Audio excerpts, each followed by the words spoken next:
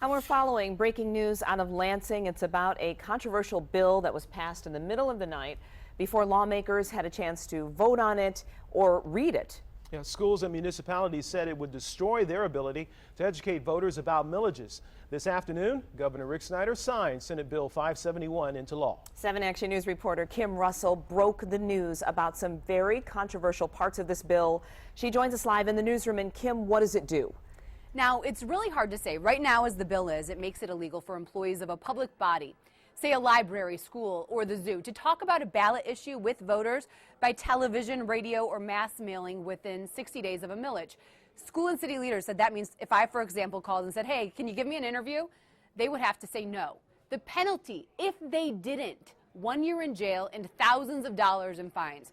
Now, the governor signed it today, a short time after I interviewed Dearborn Mayor Jack O'Reilly. His goal, Jack O'Reilly's goal, was to urge the governor not to do what he did.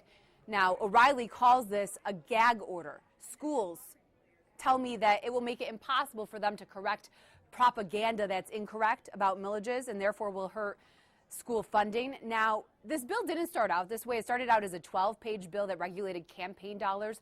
Then on the last day of session last year, lawmakers added 41 pages. Lawmakers tell me they had about 10 minutes to read it before voting. There was no analysis of the full bill.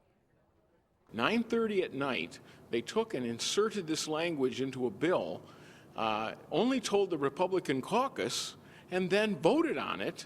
And so I looked at it and said, I simply don't have enough time to study this, and I'm going to be a no. People were voting on something blindly with no idea what the long-term consequence could be. That's not good government. So how does the governor justify now signing it into law? The governor says he, too, has problems with parts of the bill that prohibit talk about a ballot question 60 days before an election. So even though he signed it, the governor is calling on the legislature to pass clarifying legislation in time for the March 2016 election. We will see if that happens. So, Kim, I mean, why didn't the governor just wait until the bill was correct to even sign it? That's a good question. I spoke to the governor's press secretary, David Murray, and he told me the governor did not want to go through the whole process again and reintroduce the entire bill because there were only problems surrounding parts of it in the governor's opinion. He said lawmakers have promised to change it to satisfy the governor, so we'll see what happens. Back to you. We'll see what happens indeed. Kim, thank you.